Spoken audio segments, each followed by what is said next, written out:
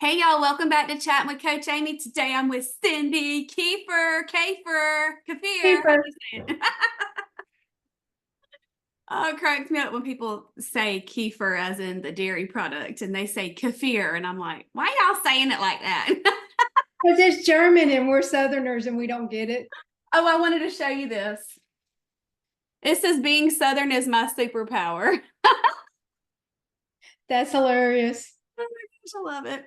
I haven't used this in a really long time. It has a lot of good stickers on it. This one says it's your turn to bloom. One of my blooms sent that to me. Isn't that I love cute? that. And I got a friends one. Am I keeping promises? So yeah, some Bible verses. It works How for are me. you?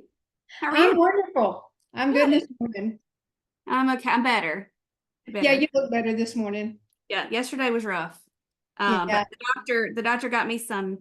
I am on a little bit of pain medication, just a little, because it was getting a little intense, the little sinus surgery recovery, but it's all good. We're gonna be fine. It takes time. Yes, he did. He told the nurse to remind me that he said, remind her it was a very intense surgery and it's going to take time. She needs to be patient. And I'm like, I just want to feel like myself. But you're such a go-getter, you can't stop like I It's can. so You just pick hard. up and You're go. like that too. You understand, but Yeah, I get yeah. it. Yeah. All right, girl. Let's hear your story Oh, which one do you want to know? We'll all from kind the of beginning. together. Um, I I was think born. No, I'm just I kidding. know we won't go back that far. But I've been married to my husband for almost 32 years. We dated 3 years before we got married because he's a CPA and he had to finish college, we had to buy a house, and we had to be out of debt before he would get married. So Wow. we had all that done. And then the health journey actually started the year after we got married. We thought, oh, we're going to wait 5 years for kids, but we were in our very late 20s. And so before we were married a year, we were both like, we want a baby. And so we tried for 5 years on our own to have a baby. And during that time, I knew I had a problem because from my very first period, I had intense cramps, and then I would not feel good for 3 weeks out of the month. And then I would be okay for about a week, and then would all start over again. It's a cycle. And so during that 5 years, we kept going to the doctors here where I live. We're very close to a world-renowned medical center in Houston, but where I live in Podunk, Texas, the people here are good doctors, but they're not for women who are sick. Right. And so after about 5 years of struggling, I had a friend that I worked out with. And she said, why don't you go to this doctor? I have a friend going to this doctor in Houston. So I did. And that doctor was like, oh, girlfriend, we got problems. And it turned out that I had endometriosis from the top of my pointed head to my toes, wrapped around a bunch of organs and stuff. And then also had PCOS, which brings in the metabolic thing that I had my whole life because I was an overweight girl my whole life. And then the road to getting there was through all the fertility treatments and, having all these specialty tests run and that kind of stuff, and then kind of figuring things out, as it went. But we ended up finally, we lost two babies, one before the daughter that I have and one after. But we do have a 20-year-old miracle that's, in college now and getting ready to graduate next May in 2025. So, but that road took us down to trying to figure out why I was always overweight and why I was always hungry and why, things never worked for me. So after I had my daughter, during the course of the endometriosis treatment and the figuring out the PCOS and stuff, endometriosis had actually grown down into my bowel. And so I had to start seeing a GI specialist. Wow. And so when they did my hysterectomy, they cut a foot of my bowel out because it was infected with the endometriosis growing into it. And so the next year, I had my hysterectomy in 2005 and 2006. That doctor told me, if you do not have weight loss surgery, you will die. Yeah. This baby that you worked so hard to get here. And I used to tell my husband when we were going on the ups and downs of the fertility treatment thing, because that's a whole nother roller coaster, that I would swallow glass and walk through fire to have a kiddo. And that's exactly what I did. We did together, actually. Yeah. But and that was the same thing when they told me weight loss surgery at first. I was like, no, I'm not doing that. That's the easy way out. That's only for people who don't try. I'm a go-getter. we'll figure this out. And, I had done the diet and exercise, and that GI doctor actually had me doing the Zone by Dr. Oh, Barry yeah. Sears. Uh-huh. And I was successful. I lost 100 pounds and then found out I was pregnant after my IVF.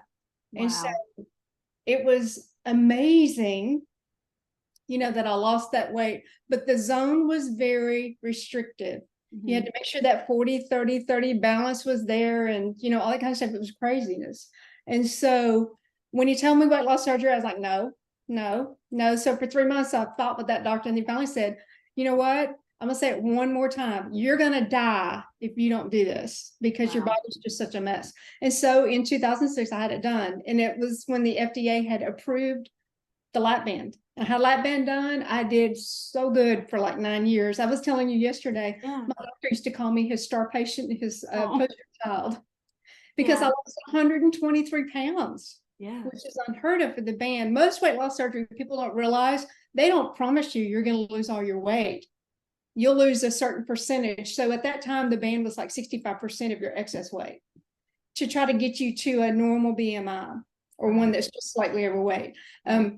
But I lost more than that. And then I told you yesterday, I'm 5 foot tall. I weighed 118 pounds in my 40s, Wow.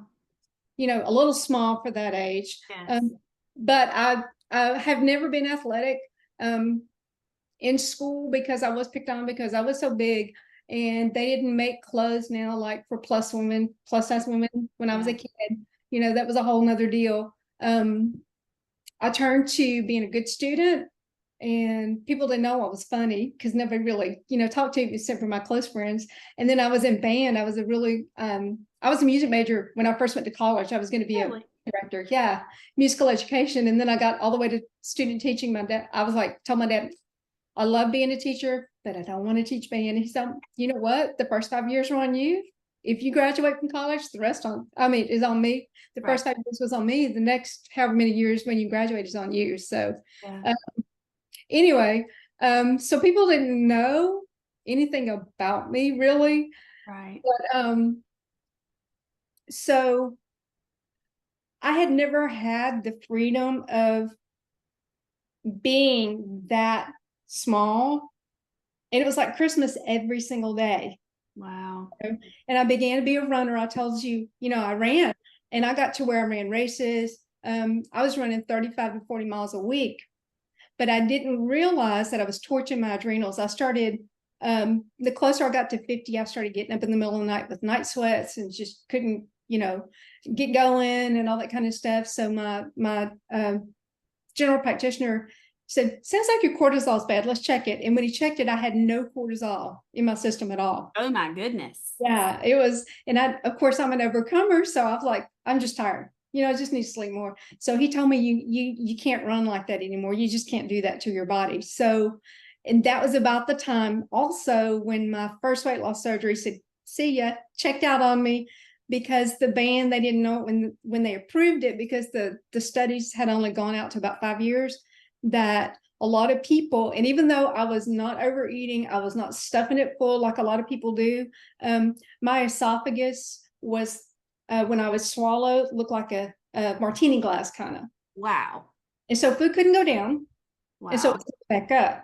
Right. So I started to eat the easy things that we consider slider foods. How And then long was this after the surgery? it was about 7 years. Wow. Yeah. And I did extremely well. The only, I got to be a prisoner to the scale though, because any little fluctuation freaked me out, Yep. because I'd never had It's that. so common. I don't care what you've had done or gone through. It is so common.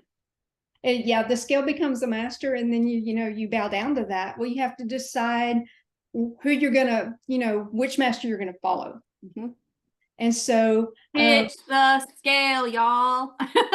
in there only because it has to be. But then I waited about 9 months to go back to my surgeon and say, hey, there's a problem. And I walked in the door, and he knew us quite well. He was a new surgeon. He was a cutting edge surgeon when I got him. I mean, just great guy.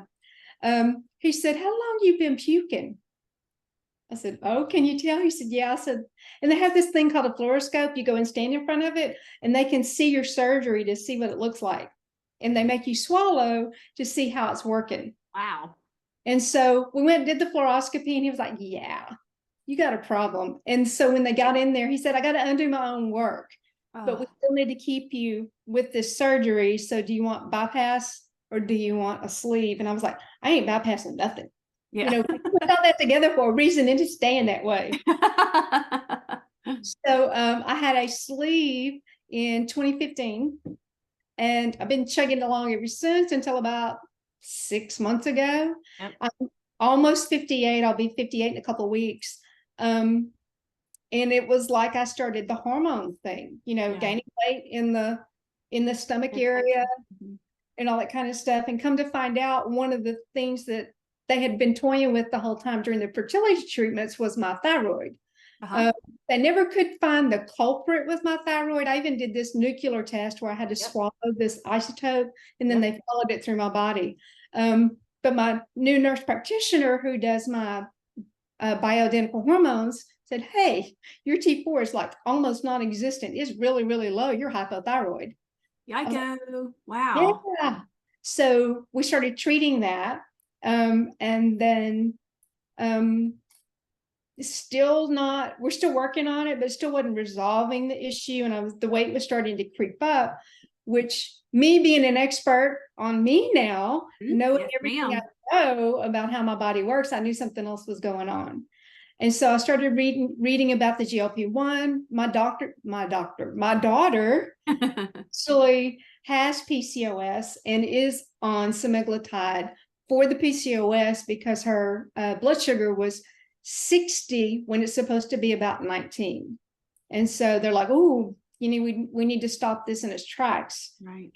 And so I did a little research before I ever let her get on it, and, you know, found that it would probably be good for both. And so when they opened Kiora up, I was like, I'd rather do it compounded, right, for using it to work in harmony with all these other bioidentical hormones. So now I'm on GLP-1. It's helping. And in the beginning, the first week, it was too fast. And so I've started throwing some crossovers in there to slow it down, because that's the one thing you don't want to do is lose weight fast. That's right. So, but that's about it in a nutshell, Miss Amy. That's a long thing. It's good though. I love it. You're so good at all your words. I love it. And I'm just so proud of you. I mean, like everything that you've been through, like it's just set you up, and you call yourself a hot mess, a train wreck, you know, like your body, but you have never stopped, and that's just such a great thing. And so I want you to speak to the woman that might have given up or is considering like nothing's I'm doing is working. I just forget it. What would you say to her? I would say to her, don't give up. There were many times, and that story, I could have included all the ups and downs, even for the fertility thing. I mean, we would hit a high, an apex, and then we would hit a very, very, very, very low. This is not a diet. This is a lifestyle, and it's a mind-changing lifestyle. You have to renew your thinking about about food and loss and who you are and what your identity is. That's what you have to decide first, is who am I? Am I somebody that's going to give up because society tells me that this ain't going to work? Or am I somebody who's going to persevere and, you know, keep my eye on the prize no matter how long it takes? You know, and the other thing I would put with that is you can't do everything. There's so much new research coming out. There's always new research coming out. Just because everybody else is going protein nerd 3 doesn't mean you have to. Yes, that's right. I'm quite serious, because there ain't no way this one can eat 30 grams of protein in a meal. If you guys see my 8, it's very small, and you know, sometimes I don't even finish. And I'm trying really hard to add like a protein drink with it, because I know that I need that. But just because everybody else is running amok and putting, you know, 40 grams of protein on their plate, which your body's not even going to process all that anyway. You know, you don't have to do it all. That's like the debate over the whey and the collagen. Collagen makes you beautiful. Collagen makes your hair pretty. Great hair. you know, fingernails. Now my fingernails, not so much because of the thyroid issue, but Thyroid, yep. you know, You'll get there, you'll get there. yeah, I'm getting there. We're working on it. But you know, I'm almost 58. Most people don't believe that I'm almost 58. Well, thank you, Oh, collagen, you know. yep. So that's what I would say. Never ever give up, because there's Yeah. always going to be something, some positive that you can find, even in the trials. You know, Yeah. even if you are um, stepping through one of those swallowing glass and walking through fire times. Like right now, I'm really walking through fire because, you know, I'm working on my last course for my master's degree, and I've stayed chained at my desk all day long, you know, but I make time to get up. Like I told you, I get up and walk the you of my house, you know, Yep. for 2 minutes to get a little moving in, you know, but Yeah. there's always hope, you know, and that's the thing about it. You have to decide where your hope is. Where does your hope lie? You know, Yeah. it can't be the scale. It can't be somebody else. It can't be doing what everybody does. It has to be doing what's right for you. You. Amen. That's right. That's so good. Where does Trim Healthy fall into even before GLP-1, as you've walked this very long journey with a weight loss surgery? Tell me about how THM worked with that. And then I'd like to go into what you're doing now, Okay. combining all those things together. When I was running, I had a friend from church that we would meet on Saturdays and run together. And she has a lot of food intolerances. And we actually both, I don't know if you know what T-TAP is. Do you know Yeah. what T-TAP? Okay. Well, she and I both did T-TAP together too. We actually both won one of her 60-day challenges and went to Oh, her retreat together. I actually met Teresa in person and everything. no way. Yeah, and once you met her, she was your friend. She would text me and how you doing? How's your, Oh, I mean, all this kind of stuff. She's a great person, great program. You can go on YouTube and find me at the 2016 retreat. And oh, that's we so had everybody, fun.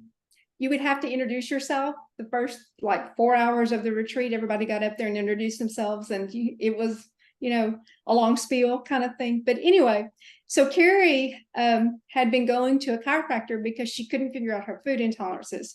And her chiropractor, I think, is the one that told her to get on THM. And there's several people within the TTAP community when it was still going on that were THMers. And so I said, well, I'll give it a shot. You know, it's worth a try. And this was right when I was beginning to have problems with my lap band.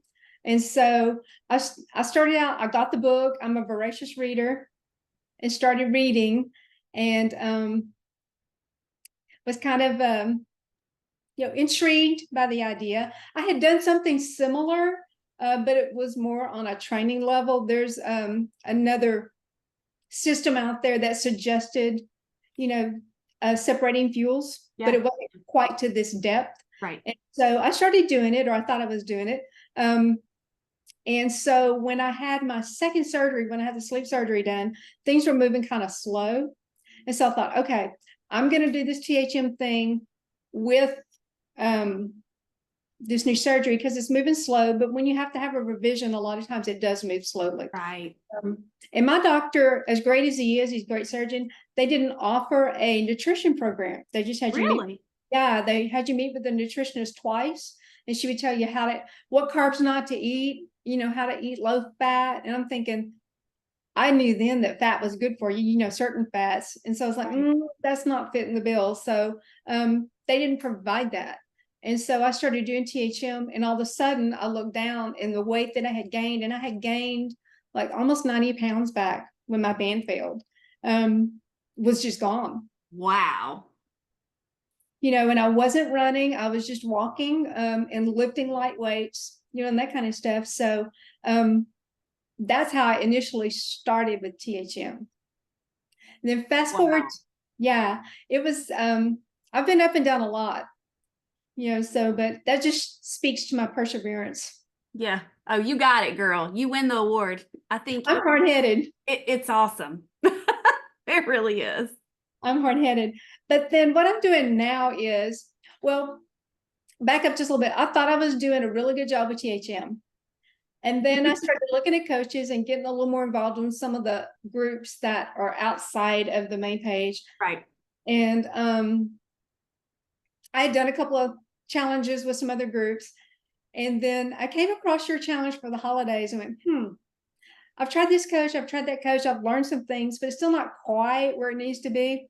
And so I'll do the holiday thing. Well, I went, wow, Amy makes this really easy because Oh, uh, thanks. Yay.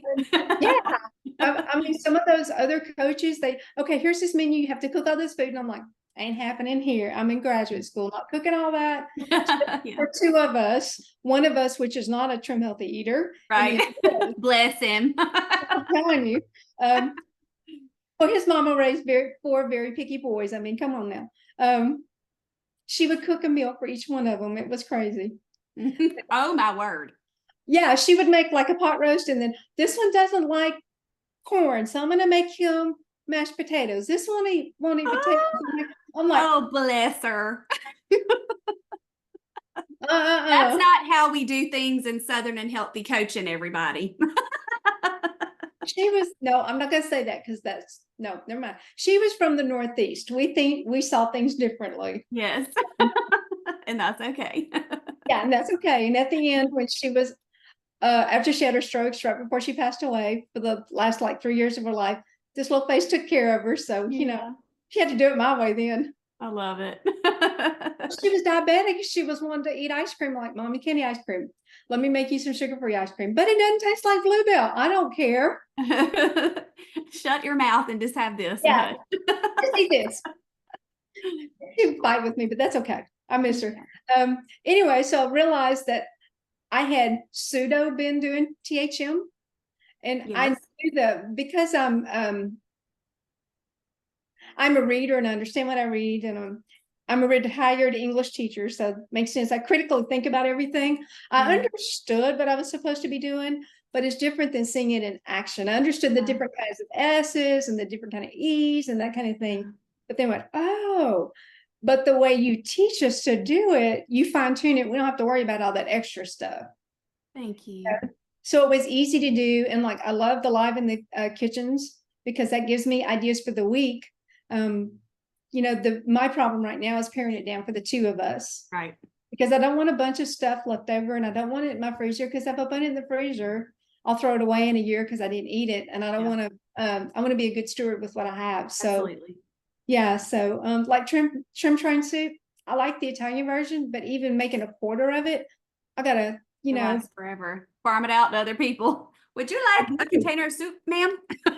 Well, I have some healthy friends at church. There's a nucleus group of us at church now that we all do together. And so when I make soup, I call them and say, I'm bringing you soup to church.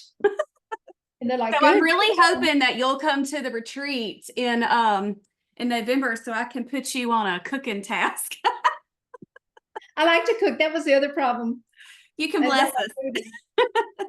There you go. So Trim Healthy Now is very easy, Amy. It's just I get up. The days I work out, it's an S. Yep. For breakfast. The days I don't work out, it's an E. I'm kind of like you. I'm stingy with my EAAs, and they made me a little nauseous, even though I've really, yeah. If I'll take one of the True Lemon, the energy ones. Yep. Put just a little bit, whatever flavor. You can still find those. Yeah, you want I'm some? so jealous. I can't find them anymore at the store. Huh? I have them at my Kroger. I'll send you some. Ours closed. Kroger did? Yeah. So next Thursday, I'm going to Jackson and there's a big Kroger. So I might, instead of, I usually do Whole Foods and Target, but I just did that last week. So I might stop by their Kroger, and it's huge though. It's huge. So I'll need an hour or two to walk the aisles. I do. Yeah, grocery stores and cookbooks. My favorite thing. Yes. Cookbooks are novels, and grocery stores are going and investigate. Rashida told me when I met with her last summer that she was working on a new cookbook. I need to text her and see how that's going. Yeah, because I like her stuff. I do too. She did such a good feature. Okay, sorry, I interrupted you. Go ahead. Anyway, so what it looks like now is basically you. And it was so freeing to me when you said you can just have a collagen coffee in the afternoons for your snack and call it done. And, there are some people that will disagree with that, but I have to make THM sustainable for me. And that's just how I do it. It is protein, and I do fine,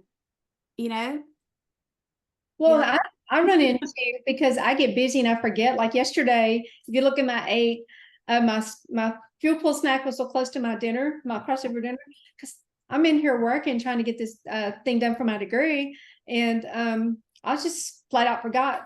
Of course, the GLP-1 makes Right. you think about it. Right. And that's the best thing about it. I would encourage anybody that has some sort of metabolic imbalance. It's not for everybody. Right. But if you have the constant monkey chatter, food noise in your head, like I've always had, because I Can was you talk about that? I don't know that I have ever experienced it, and it is a whole new it's a whole nother concept for level. me. You know, like I've never even heard about it. I understand food addiction. I have experienced that. Emotional eating, check, check, check. But this, can you tell me, like, in all your words? Yeah, what it is, the monkey chatter thing is that your brain, even though like I was a compulsive eater, Mhm. I would be totally full. And of course, my leptin and ghrelin never worked right either. So Yeah. I really didn't know satiety or if, what was going on. But I could feel almost nauseated and still keep thinking, oh, but there's more M&Ms in the bag, or Wow. just one more bite of something. Or, it is a constant running stream of, well, you have this in cabinet, you have that in the cabinet, your lunch is coming up. Have you thought about that? All Oh those, my goodness. yeah, all the time. And that's, my mind is very busy anyway. I mean, you talk to me, one-on-one, so Yeah. my mind is very active all the time. And so I'm trying to do the things that need to be done. Right. And all that chatter is going on. Mm. And so for that fat girl in my mind to be shut up, I'm like, yeah, I'm enjoying that. Yeah, And I bet. they can cut on your stomach, they can reroute you, they can band you, but they cannot do anything about your Brain. Yeah, brain. that GLP-1 hormone, that's when I taught my class. Of course, I felt like I had a good base. They did some training for us coaches that signed up to help um, some of the Kiora people. But when I was researching that about what that hormone does to our brain, so apparently mine works. It's not broken or missing or lacking. But I'm just so grateful that it does, because I cannot imagine that. I think for me, when you were talking about that with the food chatter, that's the way I am with my business. That never shuts up. So I can relate to that idea and that feeling. But it's just amazing how our bodies work. And I'm just so grateful that THM, as controversial as it has been, I think they were so wise. And I've known about this opportunity type thing for a while. And I'll be honest, I was shocked, but then when I didn't like, I didn't have a knee jerk reaction. I really didn't care one way or the other, not to sound mean, but, when I got to thinking more about it and learning more, and my mom had already been on it for a long time. And so I knew a lot. And I had a couple other clients that had been on it as well, for PCOS, actually, like your girl. But it is such a deal breaker. And how long did it take for you to notice the change of that, the mind part, the chatter and Couple of everything? days. Wow. Yeah, just noticing it. I took my third shot this week, and I'm noticing it more now. Like yesterday when I missed that snack, I looked up and went, "Oh, I didn't have my snack," which is highly unusual for me. Like when we were first married, or when Tabitha was an infant, my husband's a CPA, so he's gone from January to April. Yay, I get to see him April 15th, Monday. Yay, party. Um, but I would literally buy a 1 pound bag of M&Ms, of Skittles, whatever, prior to weight loss surgery. And I did eat the whole thing. And it wasn't because I wanted it. At one time, I'd eat the whole thing. It was because my mind kept saying, just take one more, just take one more, just take one more. It's like you're Goodness on gracious. a little wheel. It's Yeah. crazy. Wow. Wow. I But have another one-on-one, and right before the end of our last one-on-one session, I was just really concerned about her, because she did really good, with planning and being on plan. She really struggled with, they're very social people. They live in Texas too. But she really struggled with going out to eat and choosing on plan. The people that she went with loved her. She was like, they would support me if I would have gotten set my own plan. They weren't going to nanny boo boo, that kind of thing. But she said, I just couldn't do it. And then after just maybe a week or two of doing everything right, it was like she doesn't have anymore. She didn't have, it wasn't even self-control. It was just this, I don't know. She just couldn't put her finger on it. And I was just so concerned about her. And she had been a client for a really long time, off and on group. And she had done a little one-on-one when I did the mini blooms stuff back a while back and everything. And so whenever we had our last meeting, she had already said, I'm not going to continue because I'm just wasting your time and I'm not getting anywhere. And I really wanted to bring up GLP-1 with her. And she was like, well, I thought about it too, but I feel like it's a cop out and I'm ashamed and different things. And I'm like, I really think that's your answer. And so she went to her doctor and talked about it, and she's been on it, and she is such a different person. It is just incredible. On her 8 out, like when she puts her little thing, she answers some of those questions, and it's always a little smiley face. And I told her yesterday, I was like, I tear up when I see that.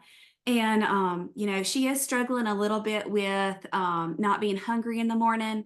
And so she's doing collagen or the optimized whey with coffee. And I'm like, girl, just get your protein in, and it's just, she has energy. She's exercising, she's got so much self-control. She said, we went to In-N-Out, which is one of my favorites. She goes, and I didn't eat the bun or the fries, and I was fine with it. And I'm like, oh my gracious. And so that just makes my heart so happy for somebody that I was so concerned about just her health, because her medical history for her family isn't good, and that's really why she signed up for coaching, was to kind of jerk a knot in her own tail.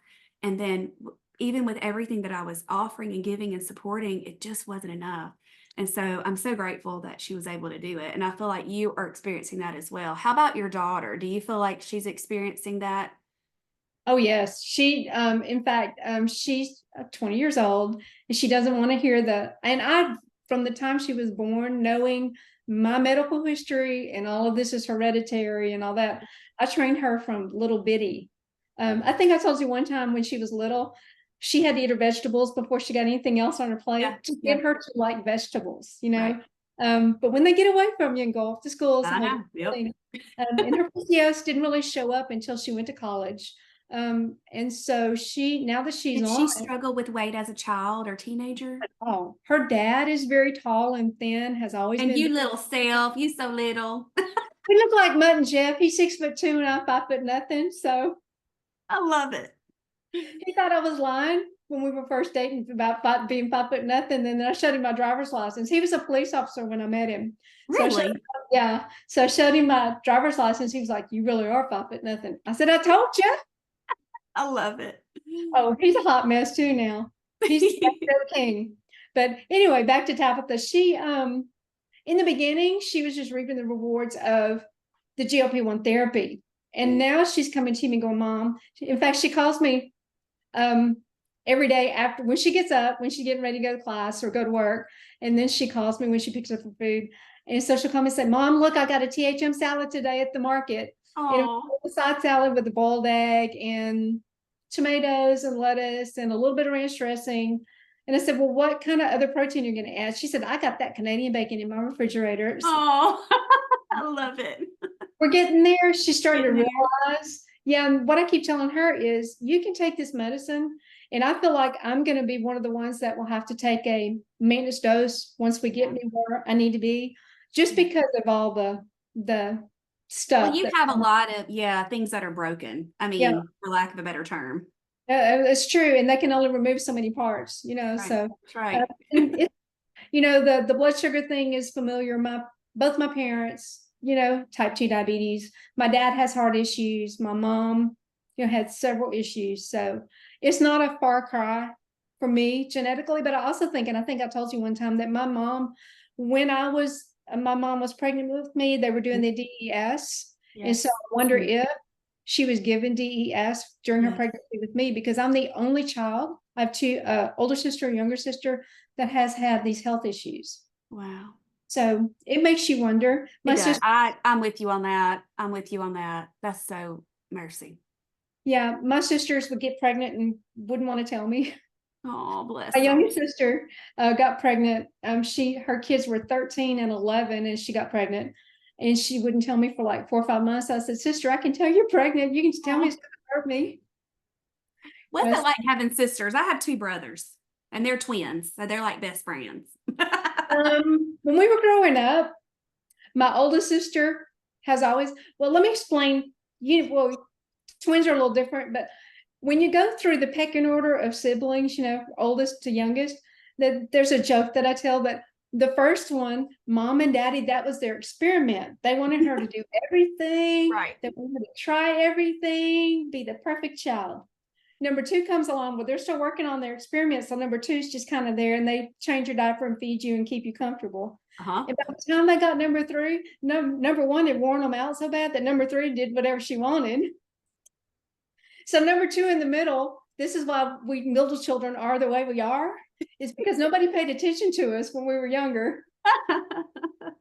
But we're friends. My sister, my oldest sister, lives with my dad.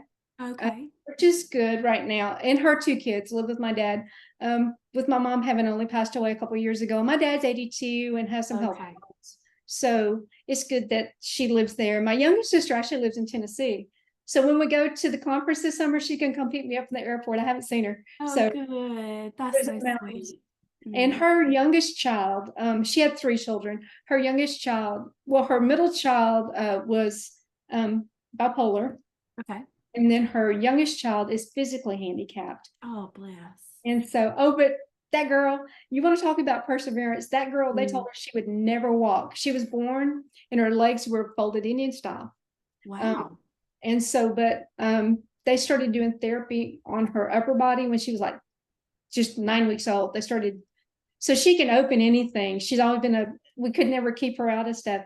But they told us she would never walk. She would never do well. She's very smart. She's in college. She's 21. She walks on her knees. Really? Yeah, she's in a wheelchair, like to go places. What is her diagnosis? It's Goltz syndrome, Oh, Goltz. And so when she was born, she was like see-through. You could see, she didn't have her oblique muscles. You could see right through her. And they had no idea this was happening at all. wow. So, That's but hard. that sister, I actually had her going on THM for a long, long time for that kiddo, but that kiddo's a mess. Talk about hot mess. That one's a hot mess. But anyway, so having sisters is good. It's like you always have a best friend. Yeah. Right now, taking care of my dad, sister and I have to talk behind his back. Because I'll tell you too, I'll do what I want to do. Right. Yeah, okay. I love it. I cherish them, I cherish the relationships. Yeah, it's sweet.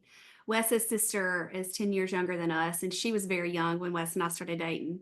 And then I have a lot of girl cousins, but there was one that was around our house a lot. And so I kind of see them as my little sisters. But yeah, so sweet. It's interesting to me sometimes that I ended up with 3 girls, and they're, to me, as they get older, like I'm still their mama, of course, but there is a very fun level of friendship too that we can joke. And sometimes they push it, and I'm like, okay, whoa, you're borderline getting disrespectful, but that doesn't happen too often. But they're so fun. I love having teenage girls. I love it.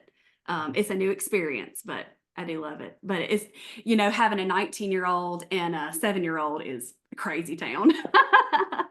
Yeah. Because the boys, they're like, well, they can do. I'm like, they're like 10 years older than you, buddy. You'll be there one day.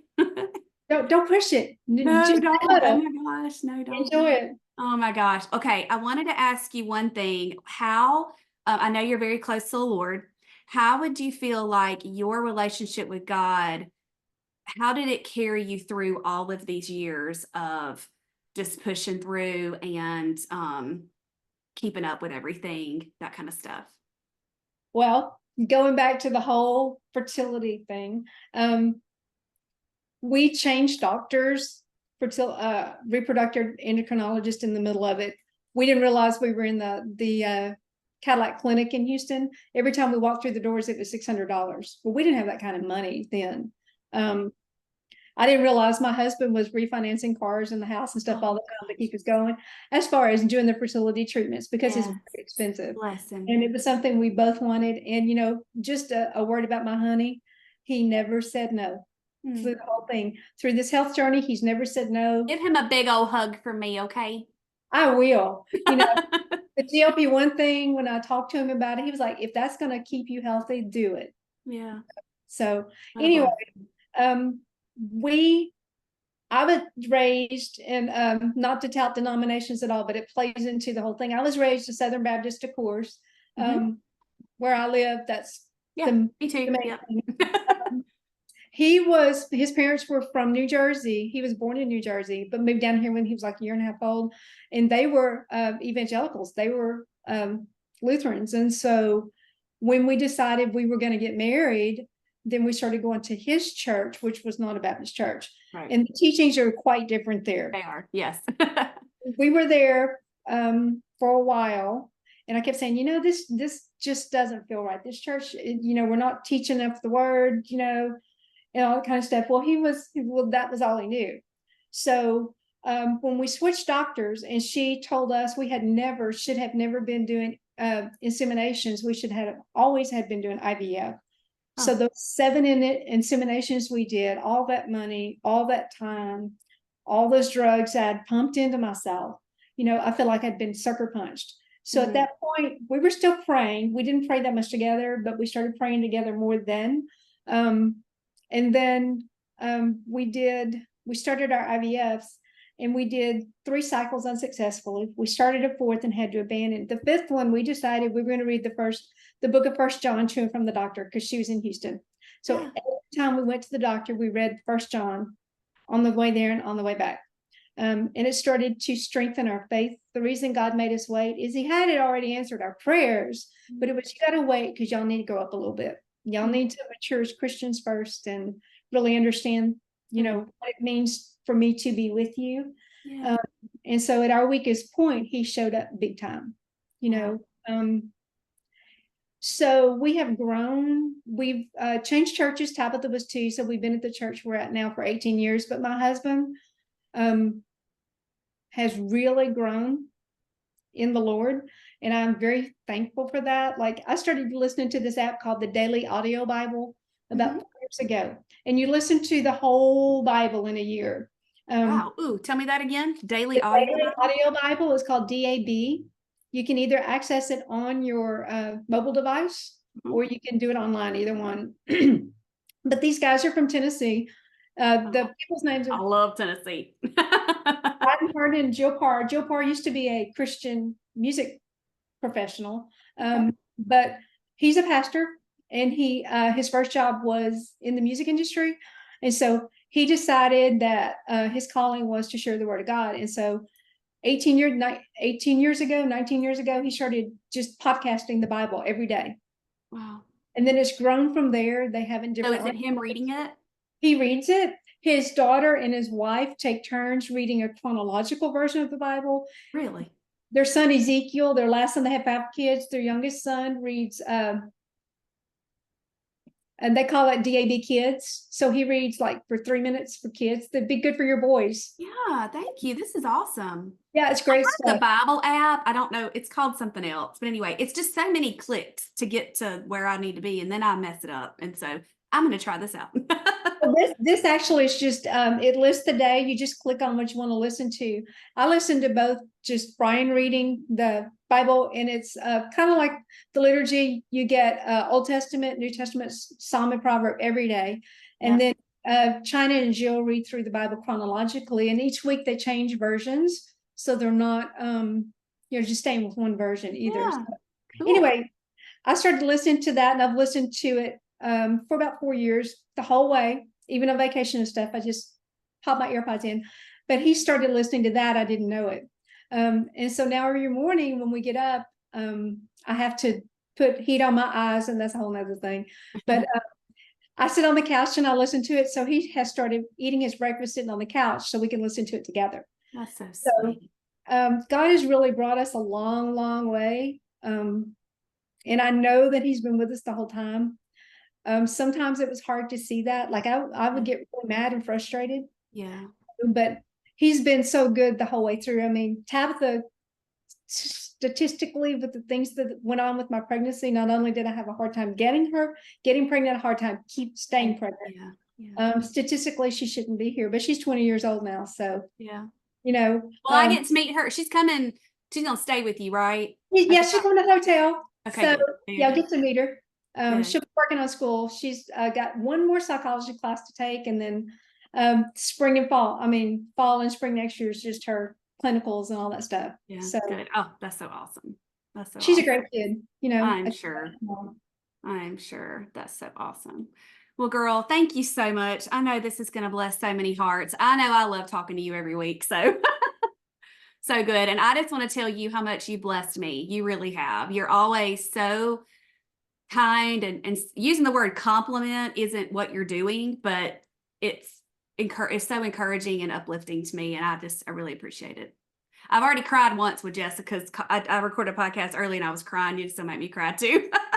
Don't But cry. I do appreciate you so much. I really do. And I appreciate you. Thank you for asking me to be your guest today. You're so welcome. You did an awesome job. You want to tell them bye? Bye, y'all. Bye, y'all.